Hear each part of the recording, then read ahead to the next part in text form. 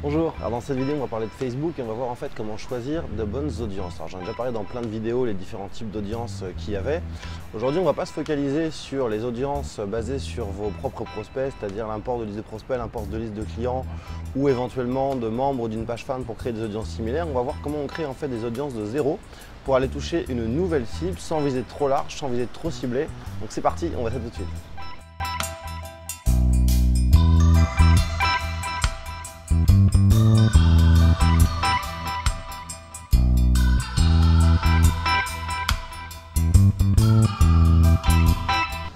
Alors quand vous voulez en fait créer de bonnes audiences pour Facebook et quand vous êtes dans le Power Editor au niveau de la création de votre campagne et que vous voulez choisir de bonnes audiences, en fait, j'ai beaucoup de clients en fait qui se sont un peu plantés là-dessus, c'est-à-dire qu'on voulait soit faire beaucoup trop ciblé, soit beaucoup trop large. Alors beaucoup trop ciblé, c'est-à-dire mettre beaucoup trop de critères et on se retrouve avec une toute petite audience en fait de 10-15 000 personnes. Je vous donne un exemple. Moi j'avais fait un test en fait là-dessus avant de me rendre compte que c'est trop ciblé. Je m'étais dit je vais faire un test où je vais choisir les gens qui sont qui à la fois en fait ont une start-up, travaillent dans le domaine technologique, qui ont un poste de décideur dans cette start-up, donc qui vont être fondateurs, cofondateurs, etc. Donc qui a priori peuvent prendre des décisions, qui vont également être que des hommes, qui vont avoir également une tranche d'âge définie, qui habitent que dans telle ville, qui vont avoir des centres d'intérêt que web marketing, et ainsi de suite, et ainsi de suite. Et je me retrouvais avec des audiences de des fois 6 000, 7 000 personnes. Et en fait, c'est beaucoup trop petit. C'est vraiment une audience beaucoup trop petite. A contrario, j'ai vu en fait des clients prendre des audiences beaucoup trop larges. Par exemple, qui se sont dit voilà, je vends des chaussures pour hommes. Mettons, je vends des mocassins. Donc a priori, les mocassins, ça va toucher toute la population de 18 à 65 ans et plus. Donc du coup, je vais en fait choisir par exemple la France, je vais mettre homme et 18 à 65 ans et je shoot large. Et là en fait c'est beaucoup trop large parce que il y a forcément des gens qui sont pas intéressés en fait par la mode, etc. Donc on va voir ensemble comment ne pas en fait faire ces erreurs, comment tout simplement gagner du temps, comment ne pas perdre trop d'argent et comment essayer d'avoir en fait la bonne cible, donc la bonne audience le plus rapidement possible. Même si bien entendu il faudra faire des tests.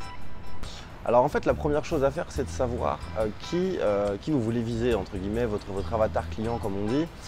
Moi si je prends l'exemple de mes formations, en fait j'ai plusieurs cibles qui sont les étudiants qui vont être en école de commerce avec des spécialités web marketing, etc. Je vais avoir beaucoup d'indépendants, c'est-à-dire des professions libérales, des commerçants et ainsi de suite.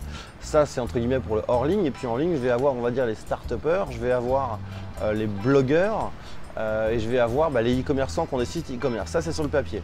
En pratique déjà je peux vous le dire, après avoir fait des tests, je me suis rendu compte que tout ce qui va être on va dire infopreneur comme certains aiment le dire ou blogueur n'était pas la bonne cible pour moi parce que c'est des gens en fait qui n'achètent pas. Alors je pense que peut-être mes formations sont peut-être trop techniques, ils s'attendent à plus de débutants ou peut-être plus de promesses, je sais pas, mais en tout cas j'ai fait des tests et il s'avère que ça vendait pas. Alors c'est peut-être parce que je fais pas le truc en costard cravate avec un fond vert, c'est peut-être parce que je raconte pas ma vie pendant 4 vidéos, enfin je sais pas, toujours est-il que ça ne marche pas. Donc déjà dressez votre avatar en fait client, votre cible en fait idéale telle que vous l'imaginez sur papier. Ensuite ce que vous allez faire c'est que vous allez vous dire tout simplement quels sont les critères que remplissent cette cible. Par exemple, qu'est-ce qu'un start-upper? Un start-upper, c'est quelqu'un qui a une entreprise, donc est propriétaire d'une entreprise. Un start-upper, c'est quelqu'un qui en général travaille sur le web et éventuellement dans le domaine des nouvelles technologies. Ce sont en général des gens, alors vous, bien évidemment, si vous vendez des formations, imaginez comme moi, il faut qu'ils aient un intérêt pour le web marketing, pour le SEO, donc pour tout ce qui est marketing en ligne. Après, homme ou femme, on s'en fout. En termes d'âge, on pourrait dire à partir de 18 ans, parce qu'on peut même monter une boîte à 15 ans si on veut. Mais on se rend compte qu'en général, avec l'expérience, en termes de budget, on va plutôt cibler des gens qui ont au moins 25 ans, donc de 25 à 50 ans. Et ensuite, on peut viser d'autres critères, par exemple, quels sont les diplômes qu'ils ont, etc. Même si moi, ça ne m'intéresse pas. Mais voilà, sur le papier, entre guillemets, quels sont les critères qui correspondent à votre cible. Si vous vendez des chaussures pour hommes, qu'est-ce qui va nous intéresser? Ce qui va nous intéresser, bien évidemment, c'est des hommes qui vivent dans les pays dans lesquels on va livrer nos produits, qui ont des centres d'intérêt pour éventuellement la mode masculine, le prêt-à-porter, etc. Et on peut aussi ajouter là-dessus une couche pouvoir d'achat, c'est-à-dire que si par exemple vous vendez, je vais rester sur mon exemple de mocassins, si vous vendez des mocassins à 500 €, là il va peut-être falloir en fait ajouter une couche budget. Donc par exemple vous allez pouvoir en fait ajouter un critère peut-être dans le poste occupé, peut-être viser que des cadres sup ou des directeurs, etc. qui sous-entend qu'ils vont gagner entre guillemets plus ou moins bien leur vie. Vous pouvez carrément aussi ajouter une CSP. Vous pouvez même ajouter des fois dans certains cas des revenus, même si ça ne marche pas à tous les coups. Donc vraiment tout simplement qui est votre cible idéale. Mais faites toujours en sorte d'avoir au moins, moi je vous conseille, au minimum 100 000 personnes. Parce que en fait, si vous êtes trop restreint, en fait, si vous voulez, votre publicité, ça ne marchera pas. Parce que Facebook n'aura pas assez de données, n'aura pas assez de monde pour aller en fait tester votre publicité. Et c'est surtout que quand les gens vont avoir vu vos publicités en fait 2-3 fois, ils n'y feront plus attention. Donc si vous avez des cibles comme ça de 6-7 000 personnes, c'est beaucoup trop petit. Alors bien évidemment, ça peut arriver si vous ciblez pour un commerce local dans une ville.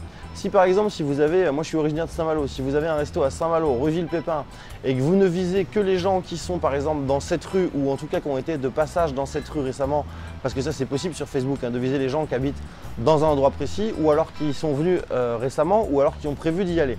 Si vous avez une crêperie rue Ville-Pépin à Saint-Malo, bien entendu, vous pouvez avoir une audience de 5000 personnes et viser que les gens qui habitent dans la rue. Là, ce sera très pertinent. Où je vous dis où c'est pas pertinent, en fait, si vous voulez, si vous avez un truc grand public, par exemple, produit de site e-commerce, produit numérique, que vous pouvez livrer dans toute la France ou alors dans d'autres pays, là, il faudra faire en sorte de voir plus large. Mais quoi qu'il arrive, faites toujours des tests. Je vous conseille aussi de faire des tests sur les hommes et les femmes. Moi j'ai testé, je me suis rendu compte par exemple que les femmes dans mon secteur n'achètent pas, pour mes formations en fait web marketing, donc maintenant je fais des campagnes où je ne vise que les hommes. Il m'arrive lorsque je lance une nouvelle formation de faire des tests, mais dans la pratique, j'ai quasiment testé toutes mes formations et en fait je sais que les femmes ça marche pas, donc je ne vise que les hommes. Rien que ça, c'est un critère qui me permet en fait de payer moins cher, de viser moins de monde, mais d'avoir en fait un meilleur taux d'interaction, un meilleur taux d'engagement, de meilleur taux de conversion. Et donc Facebook prend tout ça en compte et me fait payer moins cher. Voilà, je vous invite vraiment à tester tout ça, c'est vital. La bonne audience, on ne la trouve pas comme ça en 2 jours, il faut faire de multiples tests. Moi j'ai testé les directeurs marketing, les DRH, les gens qui sont salariés à des postes de marketing, les start-upers, tout type de professions libérales, les étudiants en école de commerce, en école d'ingé, parce que je me disais peut-être qu'un ingénieur, quelqu'un qui veut devenir développeur, va peut-être se dire que ce serait peut-être pas con que j'ai des compétences en marketing. Enfin voilà, faites beaucoup de tests. Moi sur ça, j'en profite pour vous dire que ma formation sur la publicité Facebook intégrale est encore disponible. Si ça vous intéresse, vous avez tous les détails sur cette vidéo. Et donc pour rappel, c'est une formation issue de 6 mois de test où je vous montre en fait tout ce qui a marché pour moi pour la publicité Facebook, tout ce qui ne marche pas et comment tout reproduire. Et notamment la partie sur comment on choisit en fait les bonnes audiences, qu'il y a 5 types en fait d'audience sur Facebook. Vous trouverez tout ça en détail dans cette formation. Je vous dis à demain pour une prochaine vidéo.